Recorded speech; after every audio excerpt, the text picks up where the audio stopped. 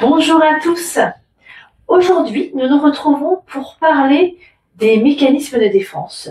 Alors nous, on appelle ça avec des mots plus complexes, le processus schizoïde.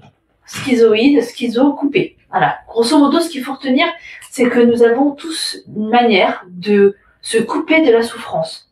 En général, l'objectif du cerveau humain, c'est justement de se couper de toute souffrance. Alors, il y a plein de systèmes qui existent. Vous savez, vous connaissez bien le déni, par exemple, quand il y a une situation trop douloureuse, un décès ou toute autre situation très très douloureuse, eh bien, on se coupe de la réalité et ça nous permet de ne pas trop souffrir, tout du moins pendant un certain temps.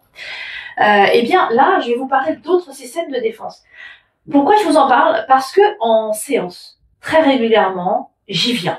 Et les personnes, ça leur ouvre un nouveau champ de vision sur eux-mêmes. Ça les fait comprendre mieux encore ce qui se passe en eux et leur comportement. Vous allez peut-être vous retrouver dans l'un ou dans les systèmes que je vais vous montrer. Je vais vous en montrer 4. Et il faut savoir qu'ils s'enchaînent. C'est-à-dire que quand il y en a un qui ne fonctionne pas, le deuxième, quand le deuxième ne fonctionne pas, on passe au troisième, et quand le troisième ne fonctionne pas, on passe au quatrième. Mais on peut en cumuler plusieurs. Il n'y a pas de souci là-dessus, ça se fait très régulièrement. Alors, je vais vous montrer, je vais tenter de vous dessiner quelque chose de correct, mais vous devriez comprendre normalement. En général, les personnes qui me voient en séance arrivent à le comprendre, donc ça devrait se faire. Donc, en fait, en général, on représente la personne par ce cercle. Il faut savoir que en psychologie intégrative, pour nous, tout ce qui est problématique vient d'un échec dans la relation.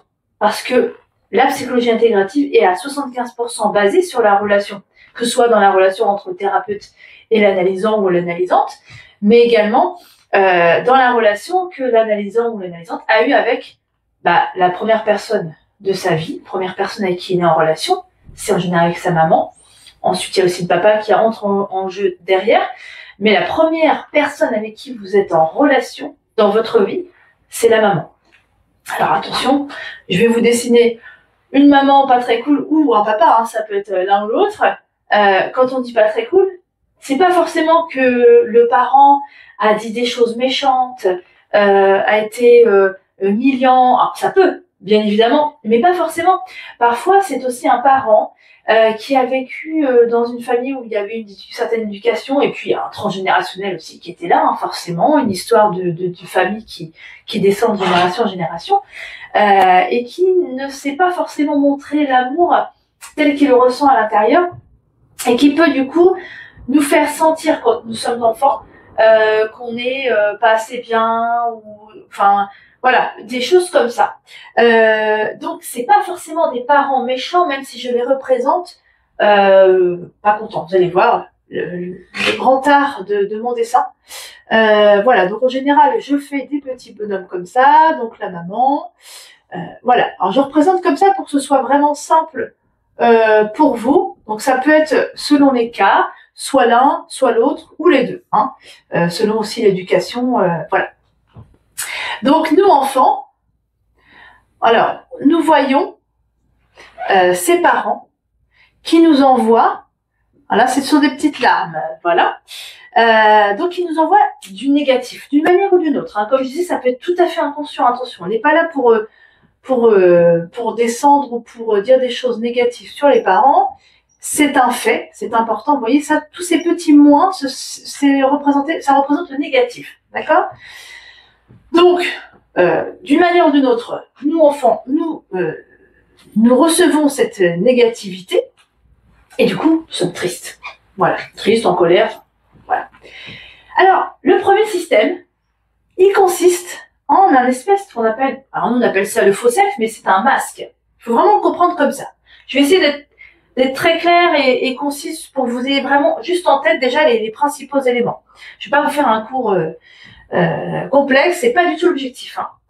Voilà, donc là du coup, le masque, ça va être, voilà, tout va bien, je vais bien, je suis heureux, voilà.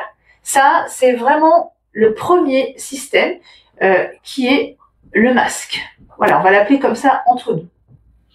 Bon, ensuite, quand ça ne fonctionne pas et que c'est pas suffisant, Alors ça, vous devez retrouver, hein. Je reviens sur le masque, mais j'imagine que vous devez le retrouver aussi dans votre quotidien, hein. Ça va certainement vous parler. Au niveau de la société, dans la famille, etc. Hein. Le deuxième système, alors c'est comme si, alors je vous mets la mère, hein, mais ça peut être le papa aussi, hein, attention. Hein. Ce qu'on appelle nous, chez nous, mais j'ai dû vous en parler dans la vidéo sur l'analyse transactionnelle parent, adulte, enfant, d'accord? Il y a ce qu'on appelle une introjection parentale, donc c'est une introduction, la projection de maman, éventuellement, je prends un exemple de maman, à l'intérieur de moi. Voilà, je refais ses petits cheveux pour que vous la reconnaissiez, voilà. Donc ici, je vais introjecter maman, c'est-à-dire que, alors je vais dire si ça vous parle, quand j'étais petite, là on parle aussi beaucoup, effectivement c'est quelque chose qui commence déjà à l'enfance, hein, bien évidemment. Quand j'étais petite, je voulais faire plaisir à ma maman ou à mon papa, hein. Je sais ce qu'elle veut, je sais ce qu'elle aime, je sais ce qui lui fait plaisir, je sais ce qui ne fait pas plaisir aussi. Et de ce fait-là, je vais faire ce qu'il faut pour que maman soit contente. Donc je sais qu'elle aimait bien que je passe l'aspi, que je vide la vaisselle, que je mette la table, je sais qu'elle aime bien quand je fais telle coiffure, voilà, tout ce que je vais pouvoir faire par rapport à ce que maman est. C'est-à-dire que voilà, j'ai une mini-maman à l'intérieur de moi, grosso modo c'est ça, ou un mini-papa. Et je vais tout faire, comme je sais, je le connais par cœur, et ben je vais tout faire pour lui plaire. Voilà. De ce fait-là, je ne vais pas recevoir le négatif. Voilà, encore une autre manière voilà, de me protéger. Voilà, numéro 2, vous m'excuserez pour l'écriture, j'écris très mal. L'introjection. Voilà. Ok. Je vous mettrai une photo de ce petit dessin à la fin de la vidéo. Ensuite, le troisième était un petit peu plus complexe. Je vais essayer de vous l'expliquer de façon simple. Il parle aussi beaucoup, celui-là. Alors, le troisième, je vais vous faire alors, je vais pousser un petit peu ces petites larmes, là. Voilà, pour avoir une petite place pour faire mon petit monstre. Alors, oui, parce que ça s'appelle le monstre. Alors, le monstre, alors je ne sais pas, je dis toujours à mes analyseurs et analysantes que je ne sais pas faire des monstres monstrueux, mais voilà. Hop. Voilà, bon. Vous comprendrez que c'est un monstre. Ça va être aussi une vidéo drôle puisque vous avez affaire à mes superbes dessins. Voilà, donc ça, le monstre, je vous l'écris. Hop. Pas facile, en fait, avec les moyens du bord. Hein. Voilà, le monstre. Alors, le monstre, en quoi ça consiste? Ce monstre est très gourmand. Il va manger tout le négatif. Vous voyez? Tout le négatif qui est envoyé par les parents va être mangé par ce monstre. Ce monstre est comme une espèce d'armure, de bouclier devant l'enfant. C'est-à-dire que si je me comporte comme un petit monstre, étant un enfant, quand ça va pas en général, ils se comportent comme des petits monstres. Nous, on les comprend pas. Mais c'est leur façon à eux de montrer que ça ne va pas. Donc le petit monstre va faire son affaire et nous allons bien évidemment continuer à envoyer en tant que parents de la négativité sur cet enfant. Mais l'enfant sait que ce n'est pas son soi, c'est pas lui vraiment qui est un monstre, puisqu'il le fait exprès. C'est-à-dire qu'il y a ce monstre qui fait le monstre, hein, qui fait son job, et comme ça tout le négatif va sur le monstre et pas sur lui. Vous voyez, c'est comme je préfère faire des bêtises, comme ça je peux pas me faire disputer pour rien, je me ferai disputer parce que j'ai fait des bêtises. Voilà, vous voyez, c'est une manière d'éviter le négatif vraiment pour la personne que l'on est. Voilà, que si je fais des bêtises, enfin si je me prends du négatif de mes parents alors que je suis tout gentil, là c'est difficile, là je ne comprends pas. Donc autant mettre en place ce monstre qui prendra à ma place le problème que l'on a avec le monstre et ce qu'on retrouve chez les adultes en thérapie. Ce sont des adultes qui vont beaucoup parler avec le je, c'est-à-dire qu'ils vont dire je suis nul, je suis une merde, qu'est-ce que j'entends d'autre, je suis gros, je suis moche, je suis... Enfin voilà, tous les mots négatifs possibles et imaginables vont être prononcés et vraiment ressentis par ces personnes parce que le problème, c'est que ce monstre, qui était à la base une entité, enfin quelque chose devant nous, finit par fusionner avec nous. Et en fin de compte, on pense être ce monstre. Puisque forcément, il mange le négatif, mais comme il est là, et ben ça régénère encore du négatif, et du coup, on finit vraiment par penser que l'on est ce monstre.